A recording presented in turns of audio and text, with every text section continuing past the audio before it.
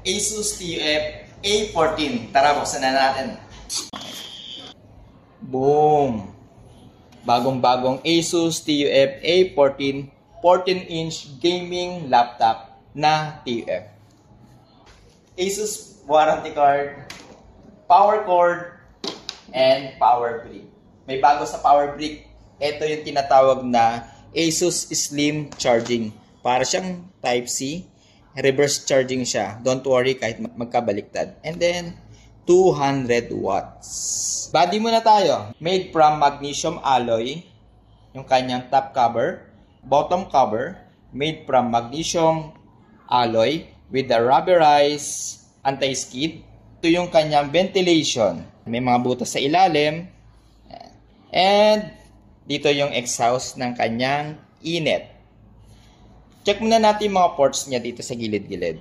Ito yung kanyang Asus Slim Charging, HDMI, USB Type-C Thunderbolt, USB 3.1 with 3.5mm jack. On the other side, meron siya ditong micro SD card reader, DisplayPort na Type-C, pwede siya, and Thunderbolt.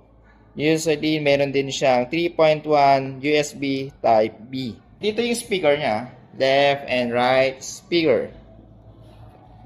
Check natin yung loob. Screen display, 14-inch. And then yung body niya is 88% body ratio. Camera with IR. And then yung kanyang body here is plastic rin yan. Made from carbon plastic. And then ito yung kanyang features. Asus TUF Gaming 14, yan, thin and light, 2.5K display with AI chipset, 100 watts Type-C charging. Ibig sabihin, pwede tayong power direct charging with M.2 SSD additional slot and full with enhanced vents. Okay, AMD Ryzen 9 AI. Okay, power on na natin siya. Ito na yung ating interface pag open nyo ng Asus A14.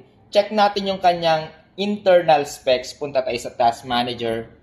And then check natin dito sa more information. Makikita natin dito AMD Ryzen AI 9 HX 370W.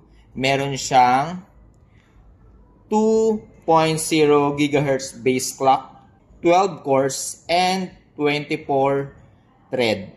Ilang teraflops yung kaya nito? 50 tops tera operation per seconds.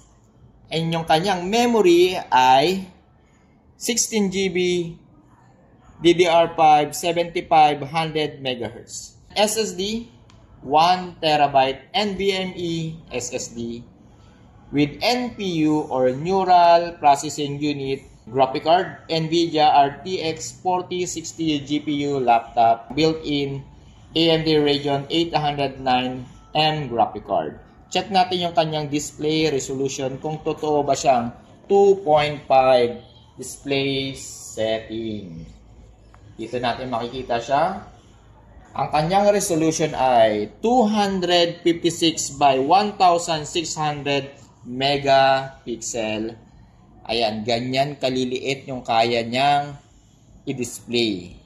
Okay? Pero recommended natin medyo lakihan natin ng konti. And camera. Para makita natin kung sino ba yung whose camera behind this scene. Ayan. Si Ate Jude, si Kuya Da. And that's all. Kung gusto niyo mag-avail nitong Asus TUF A14, bisita lang kayo dito sa Asus SM City, Bacoor.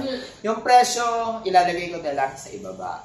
And then, visit kayo sa aming Facebook page, Asus Concept Store SM Bacoor. See you!